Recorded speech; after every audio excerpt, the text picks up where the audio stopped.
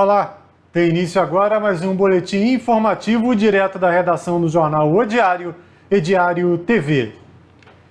Tempestade elétrica causa incêndio em área de mata vizinha ao Parque Nacional da Serra dos Órgãos.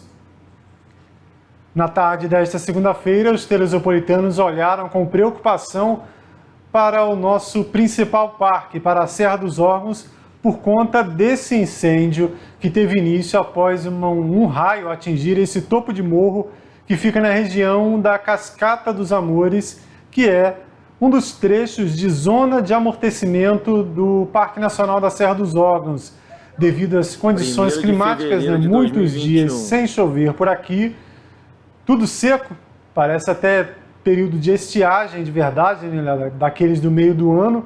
O fogo se alastrou rapidamente.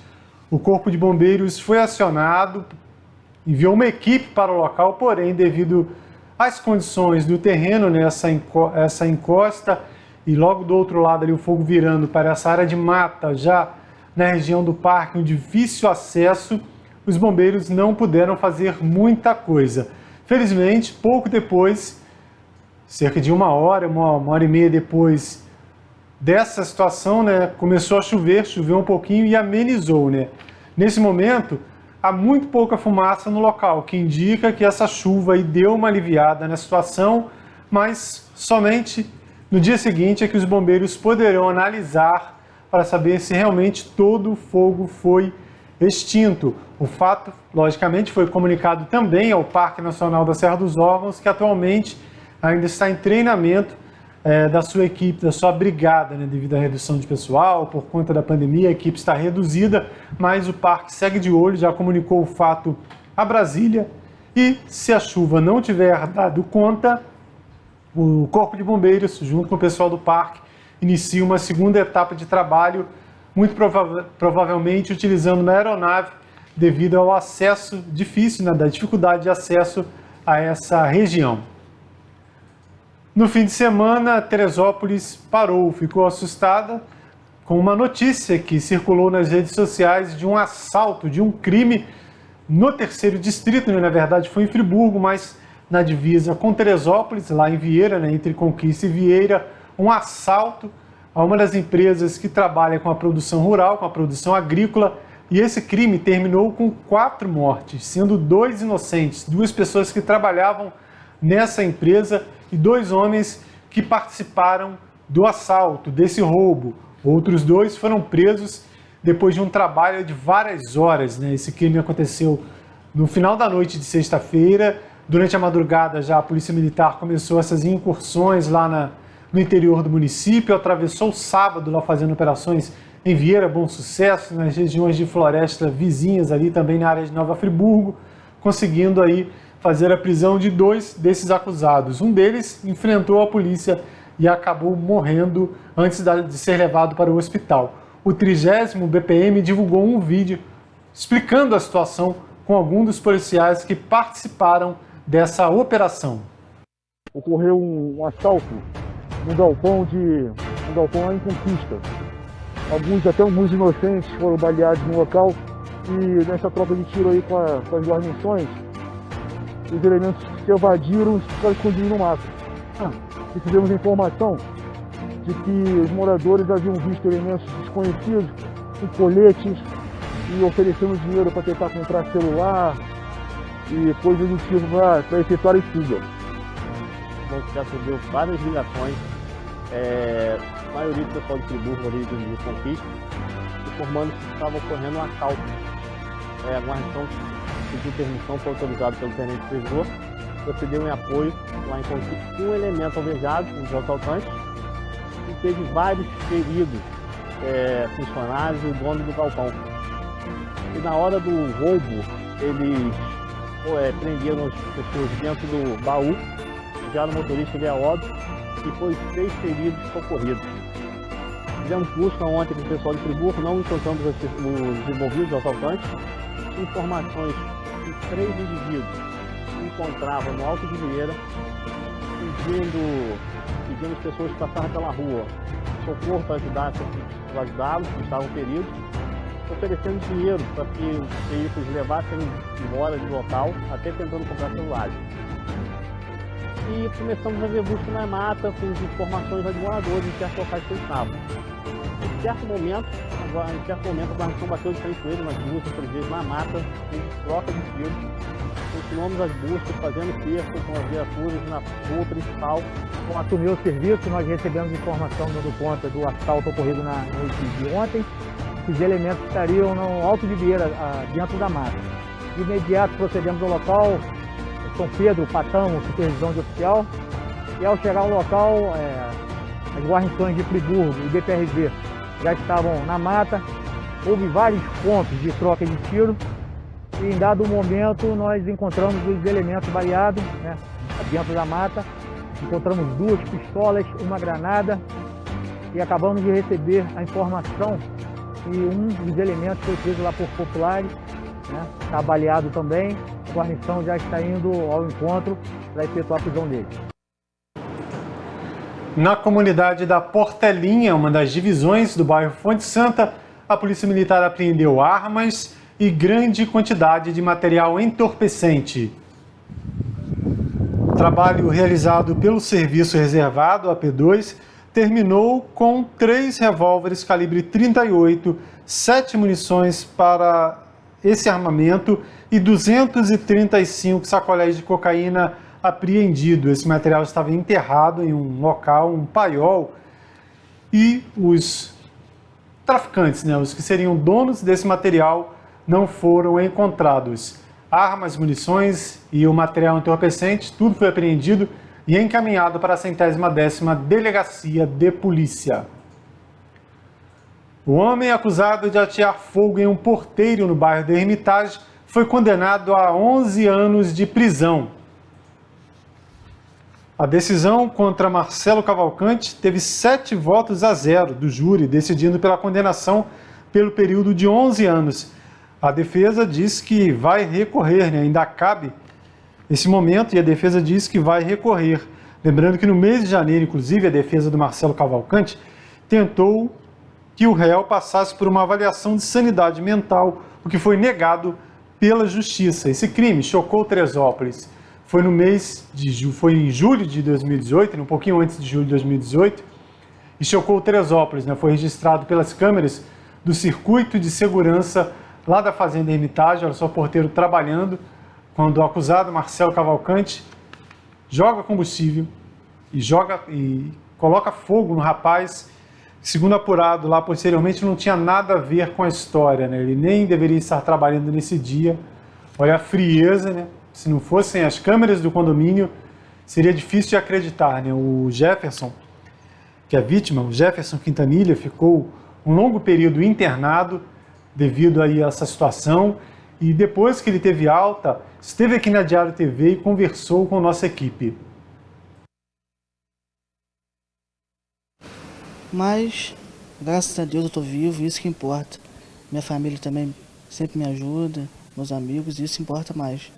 Jefferson teve 60% do corpo queimado, sofrendo danos na cabeça, face, pescoço, tronco e membros superiores. Durante o período de internação, passou por um processo de enxerto no pescoço, na nuca, braço e tórax. Ele vai precisar de uma prótese na orelha, porque perdeu totalmente a direita e um pedaço da esquerda, estando ouvindo normalmente porque a parte interna não foi afetada. 28 dias entubado, né, em coma. Aí fui me recuperando a cada dia. Aí depois desses 70 dias eu tive alta, graças a Deus. E estou aqui. Um milagre, né? Enfrentando uma luta diária e rotina bem diferente do que estava acostumado, Jefferson conta com apoio e carinho não só dos familiares, mas do grande número de amigos e pessoas que passaram a lhe auxiliar de diversas formas após o brutal crime do qual foi vítima. Nem imaginava, né, que eu tinha tantos amigos assim, né? Eu tinha tanto carinho, entendeu? Nem imaginava que isso ia, né, se expandir como foi. Mas agradeço muito, cara, a todo mundo que me ajudou, que está ajudando até hoje. O obstáculo é grande, mas tem que ter força, né, para superar e melhorar cada dia. Alexandre Fonseca, acusado de feminicídio, morreu no Hospital das Clínicas. Ele estava internado desde o dia 4 de janeiro, quando, segundo apurado pela polícia, ele atirou 3 vezes na ex-companheira Natália Fonseca de Souza, de 29 anos, e depois atirou contra ele mesmo, né? Cometeu suicídio, ou tentou cometer o suicídio, acabou sendo levado para o HCT e ficou durante esse período quase um mês internado. Ele não aceitaria a separação, segundo apurado à época, e estava separado há 3 meses da companheira, da Natália Fonseca, de 29 anos, que não resistiu e morreu no local, né? Diferente do Alexandre, que ficou esse período internado no hospital, a Natália não teve sequer tempo de ser atendida pelo Corpo de Bombeiros. Fiscais da prefeitura apreenderam perfumes falsificados em uma ação na região central do município. Registro feito pela assessoria de comunicação, com foto do Bruno Nepomuceno, mostra aí o material apreendido na região central do município, na Avenida Delfim Moreira, com homens que, segundo a polícia, já tinham, segundo a prefeitura, aliás, já tinham sido notificados sobre a proibição, né, de fazer essa venda, e principalmente porque, segundo apurado aí pela fiscalização de posturas, esses produtos, esses perfumes são falsificados. Além disso, eles também estavam com tapetes sem nota e todo o material foi levado para a delegacia. Os perfumes, 49 frascos de perfume, como se trata aí de material falsificado, segundo a prefeitura, serão descartados pela vigilância sanitária, que é vinculada à Secretaria Municipal de Saúde. Em relação ao tapete, aos tapetes, está aí cerca de 50 metros de tecido. Como não se trata de material pirata, caso o proprietário aí pague uma taxa de liberação de mercadoria, pode pegar de volta. A prefeitura, logicamente, não identificou as pessoas que estavam com esses perfumes falsificados, mas é uma situação que se repete com frequência na região central do município. Recentemente, inclusive, recebemos algumas reclamações de um desses grupos que estava fazendo a seguinte abordagem na várzea. Ele vinha, segurava a pessoa pela mão, fingia que era conhecido. Olha, há quanto tempo, você não lembra de mim? Estou com uma lojinha, mostrando esses perfumes aí espalhados pelo chão, vendendo aqui. Como você é meu amigo, eu vou te dar um perfume. Leva mais um, leva um para a patroa. Mas, no final das contas, ele não dava nada e condicionava ao pagamento de uma ajuda. Você me dá aqui 5, 10, 20 reais que você tiver aí para ajudar para comprar uma quentinha, um lanche para os meus colegas de trabalho. Quando a pessoa se negava a dar esse valor, ou qualquer valor, alegando inclusive que ele havia dado os produtos de graça, ele tomava de volta e desconversava. Seja mais uma situação, no mínimo, suspeita, né, para não dizer outra coisa. Na Rio-Teresópolis, um motociclista perdeu a vida após colidir com um veículo. O repórter José Carlos Cacau Repórter, registrou esse acidente no quilômetro 110 da Rio-Teresópolis, da nossa principal rodovia, onde o condutor dessa moto, uma moto de grande porte, ele teria perdido o controle da direção, não se sabe o motivo, se problema mecânico ou qualquer outro, e colidiu violentamente na traseira de um outro carro, gerando ainda outros desdobramentos, né? Outro carro acabou envolvido, o outro lá na frente foi atingido na traseira, mais um carro colidiu, e o condutor da moto não resistiu aos ferimentos, morreu no local. Ele levava a filha na garupa, segundo apurado pelo Cacau Repórter. Essa sim pôde ser atendida e levada para a unidade hospitalar. Vamos agora ao quadro Diário Comunidade, mostrar a situação de uma das ruas do bairro do Meudon. Tá tendo muito descaso. Imagem encaminhada para a nossa redação pela telespectadora Júlia Carlini, que relata que na rua Paraguaçu, no Meudon, a situação é essa. Olha só, o calçamento quase não existe, né? Aquele asfaltinho que sempre vem em determinada época do ano, depois a chuva arrasta, e no todo o restante do período a via fica dessa maneira. Nessa via bastante íngreme, o acesso de veículos é bastante complicado no Jardim Meudon, tem que vir na pressão ali para subir. E agora com essas pedras soltas, com esse material, o acesso de veículos está bastante complicado. Segundo a Júlia, que enviou essas imagens aqui para a redação do Jornal Diário, Diário TV, Esse problema já foi reclamado na prefeitura, sem sequer uma previsão de solução. Um grupo de proteção animal vai realizar uma feira de adoção em Teresópolis e atenta para o problema dos animais de rua. Uma doença que não é muito falada, mas que quem conhece gatos, quem tem gatos sabe muito bem que é muito perigosa, se chama esporotricose. Essa doença afeta muitos gatos, principalmente gatos de rua que vão aí fuçando por todos os cantos e acabam pegando essa doença que é transmitida através de um fungo e vai causando muitos problemas para os gatos e eventualmente também para os seres humanos com quem eles têm contato. E por isso muita gente acaba abandonando o gato, muita gente acaba evitando o gato, fazendo vários tipos de maldades e deixando de lado. Mas tem gente que se preocupa sim com o bem-estar desses animais e sabe que também pode ser cuidado, esses animais podem ser cuidados. Por conta disso, um grupo foi criado de proteção e ajuda a esses animais e também de destinação à adoção. É isso mesmo, um destino para esses gatos para terem um lar após o tratamento. Então, já que a doença tem tratamento, esses gatos também podem ter um lar, podem ser felizes. E é por isso que a gente está aqui para falar com a Gisele Lengruber, ela que criou esse grupo e vai explicar para a gente como é que isso está funcionando. Gisele, realmente é um trabalho muito bonito, muito importante, né? Esse de cuidar dos gatos. Como é que começou isso? Oi, boa tarde. Então, esse trabalho começou pois vi um gatinho muito doente próximo à Fézua, aqui na cidade. E desesperada, vi o gatinho todo sangrando e tal, com as suas feridas.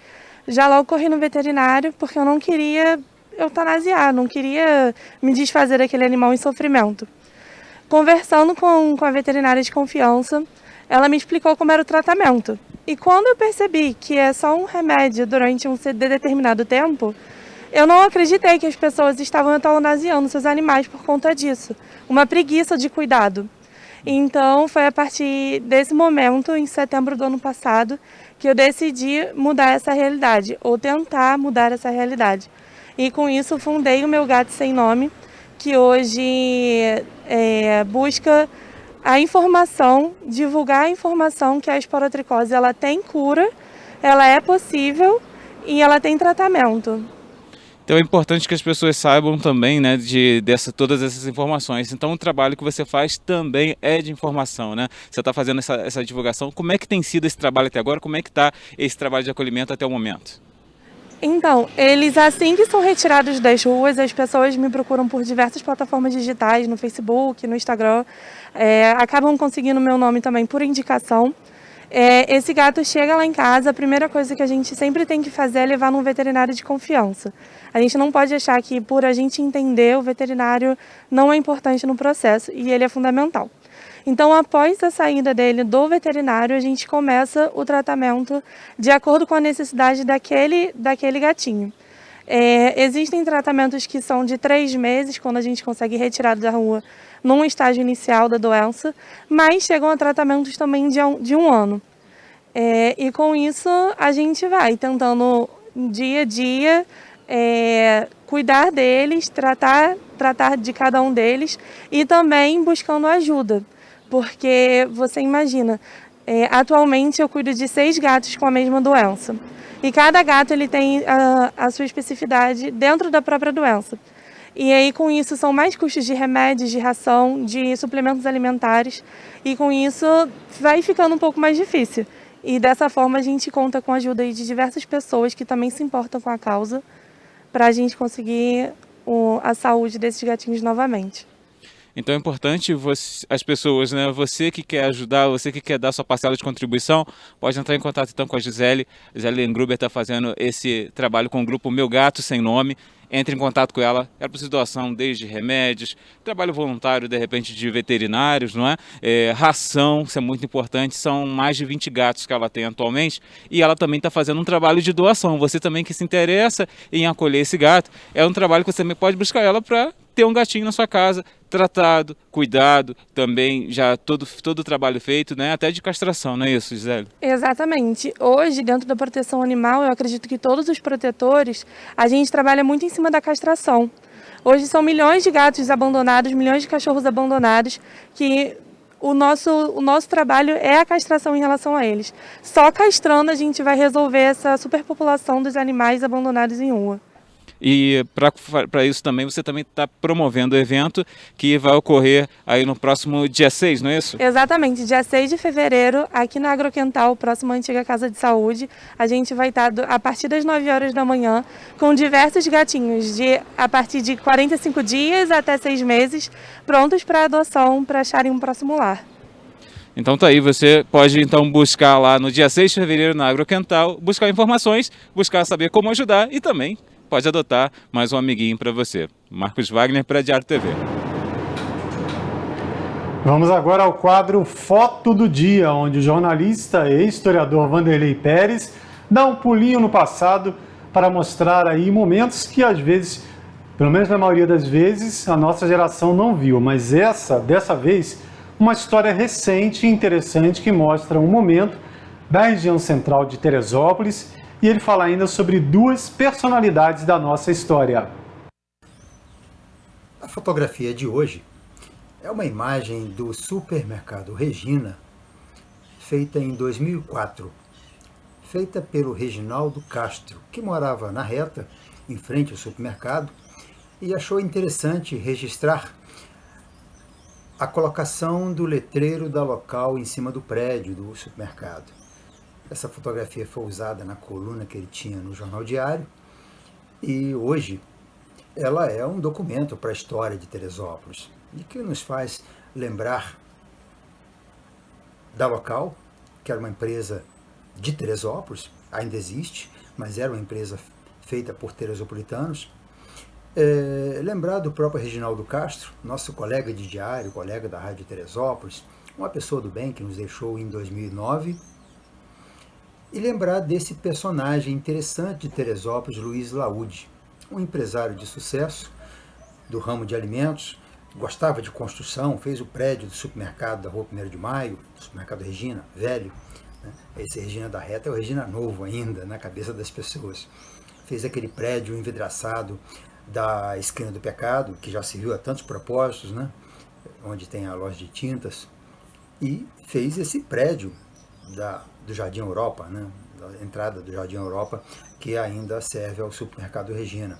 O Luiz Laude, um trabalhador, uma pessoa de sucesso, uma pessoa que trabalhava muito, gostava de trabalhar, gostava de ganhar dinheiro, gostava de participar das coisas, né?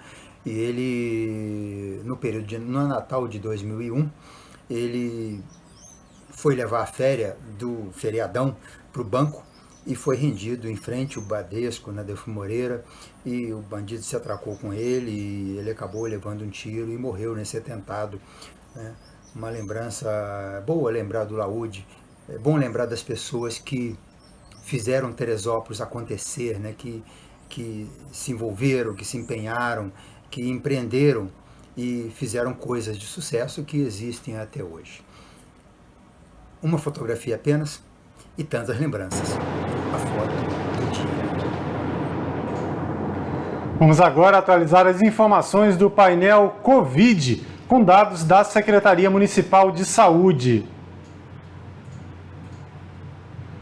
Como já era previsto e temos falado aqui já há algum tempo, né? Na semana passada falamos aqui algumas vezes, a escalada da doença continua em Teresópolis e janeiro se tornou o mês com maior número de casos confirmados no município, de novos casos do novo coronavírus, né? Nem tão novo mais. Agora vemos aí os números, né? Até então, dezembro estava no topo dessa lista, né? 2.801 casos e 50 mortes no mês de dezembro. Aí falamos das festas de fim de ano, aquelas festas de confraternização de empresa, Natal, aí depois virou Ano Novo, todo mundo fazendo aglomeração, ou quase todo mundo, nas festas de fim de ano, nas cachoeiras, e o resultado, mês de janeiro, 3.724 novos casos em Teresópolis, um recorde, quase 1.000 casos a mais em relação ao mês anterior, e também em relação ao número de mortes, dezembro, 50 mortes.